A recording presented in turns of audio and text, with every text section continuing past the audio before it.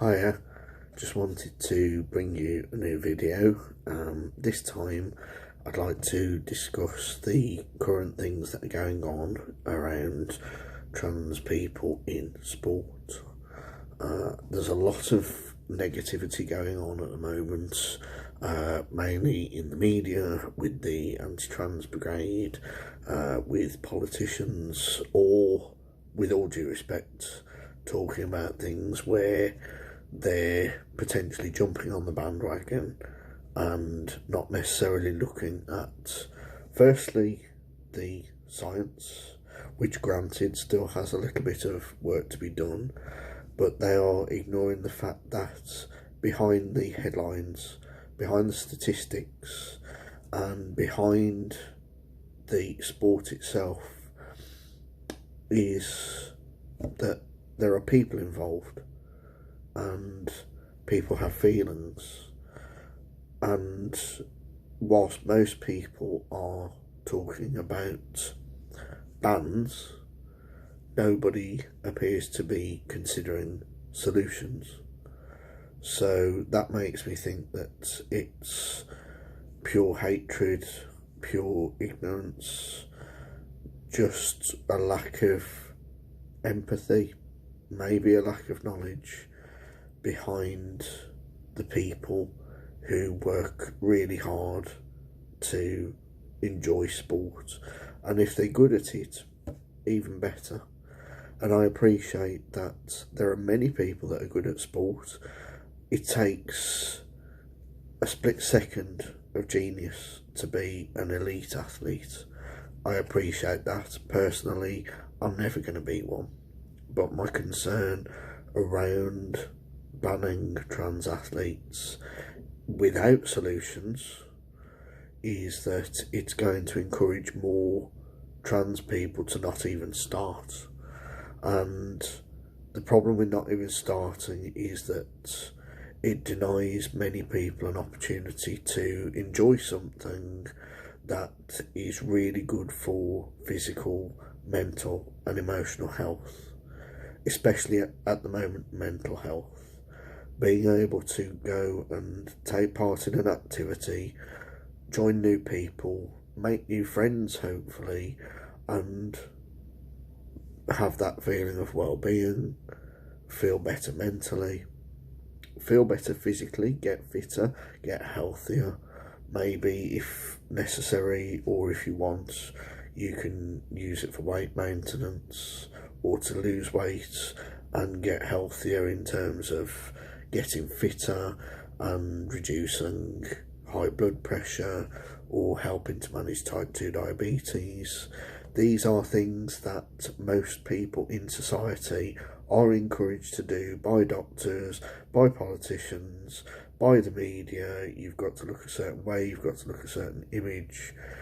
Whether you look like that or not, the opportunity to take part even in sport is there. Now, just a small thing that people haven't considered. Stonewall reckon that trans and non-binary people are 1% of the population, and that means that there are approximately 600,000 people in the UK right now who are trans or non-binary identifying, and that's not a small number. It sounds small in the concept of, population of 64 million, and if it is 1%, then it's potentially even 640,000 people. And so, as an example, the hometown I come from has a tenth of that. And so then you can't say, 60 odd thousand. Yeah. But 600,000 is bigger than you think. I did a little bit of research to look at numbers, and 600,000 people is roughly the size of the population of the county of Worcestershire. And so if tomorrow every single person in Worcestershire said, we're not going to bother exercising, we're just going to take our chances, we're not going to take part in sport, we're not going to play football, we're not going to play hockey, we're not going to go swimming, then have a look at that on the economy, because more people potentially would need to see the GP. Anybody involved in sport or fitness would instantly lose an income, and other people around that. So you wouldn't be buying sports clothes, you wouldn't be buying trainers, you wouldn't be buying anything to go and do any activity with, and that suddenly becomes an issue. And if 600 odd thousand people did decide not to do sports, then there would be public service announcements, there would be schemes on offer to encourage people to get fitter. And yet for some reason, for trans people, it's almost considered that we shouldn't be doing it. And I personally think that we should. And I think if you're going to look at bans, then ideally please look at solutions. If anybody wants help to find solutions, I'm more than happy to help find solutions. But ultimately, if this was a normal, and I say normal, population, then, as I say, doctors would be involved, politicians would be involved, and what they're doing is they're actually trying to shut us out rather than find ways to encourage us to be active and be healthy. I'm quite happy running my CIC to encourage people to get healthy and fitter.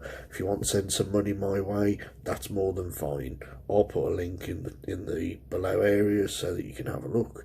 Anybody wants to help me encourage trans people to get fitter, donate to me. I'll help as many people as I can.